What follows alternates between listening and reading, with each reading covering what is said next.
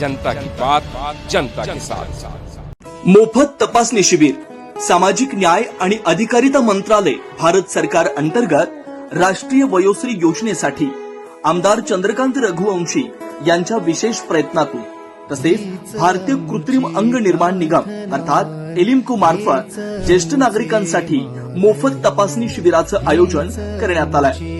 या शिबिरामध्ये राष्ट्रीय वयोश्री योजनेअंतर्गत तपासणी होणार आहे।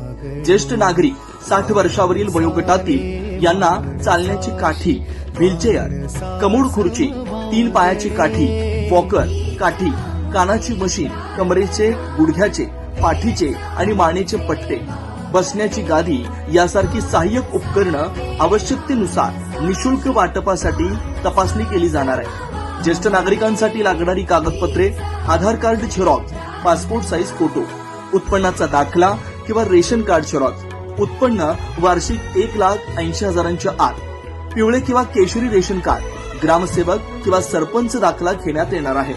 हे शिबिर ज्येष्ठ नागरिकांसाठी अत्यंत उपयुक्त ठरणार आहे। मोठ्या संख्येने नागरिकांनी लाभ घ्यावा असं आवाहन करण्यात येत आहे। आयोजक आमदार चंद्रकांत रघुवंशी साहेब मित्रमंडळ। जाती प्रांत भाषा द्वेष सारे संपुदे।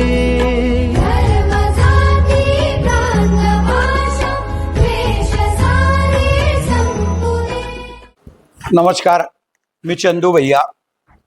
मागच्या वर्षी मी केंद्रीय समाज कल्याण मंत्री आदरणीय रामदास आठवले साहेबांना भेटलो होतो आणि त्यांना विनंती केली होती की वयोश्री योजना जी आहे ती नंदुरबार जिल्ह्यामध्ये सुद्धा राबवावी, तिचं शिबिर जिल्हा स्तरावर घेण्याची आम्हाला परवानगी द्यावी आणि जिल्ह्यामध्ये असलेल्या 60 वर्ष वयाच्या वरच्या लोकांना जे अपंग असतील त्यांना सर्व शासनामार्फत मोफत विनामूल्य किट देण्याचे करावे अशी मी मागणी केली होती।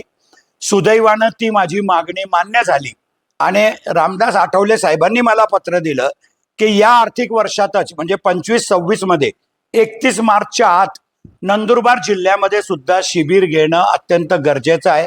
म्हणून सर्व आमदारांशी मी चर्चा करून नंदुरबार जिल्ह्यामध्ये शिबिराचं नियोजन केलं आहे।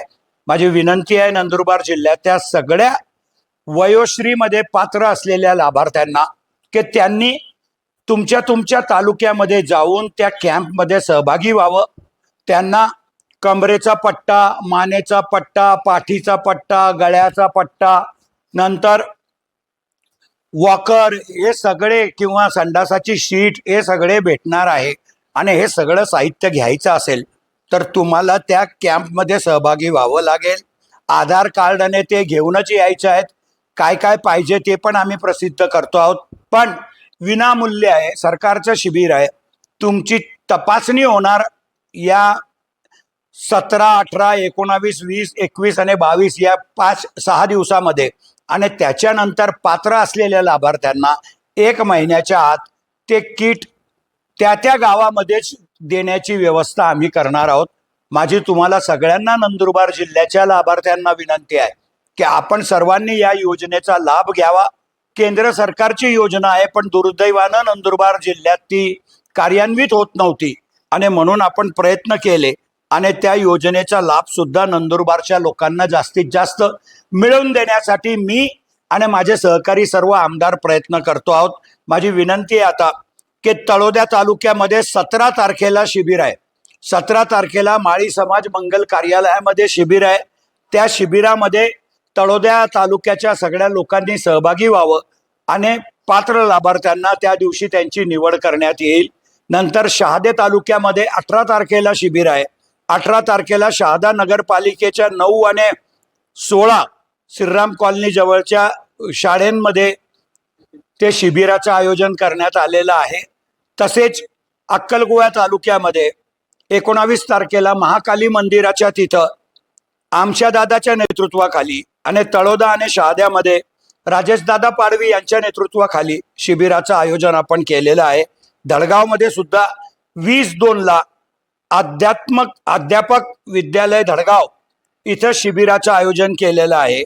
21 तारखेला नंदुरबारमध्ये यशवंत विद्यालयाच्या ग्राउंडवरती आपण शिबिराचं आयोजन केलेलं आहे आणि 22 तारखेला शिरीष नाईक आणि भरत गावित यांच्या सहकार्याने आपण आदिवासी सेवा सहकारी संस्था सिनियर कॉलेज नवापूर येथे 22 तारखेला शिबिराचं आयोजन केलंय. या साहीच्या साही शिबिरामध्ये नंदुरबार जिल्ह्यातल्या सर्व लाभार्थ्यांनी त्याचा लाभ घ्यावा आणि मोठ्या संख्येने 5,000चं उद्दिष्ट आहे आपल्याला.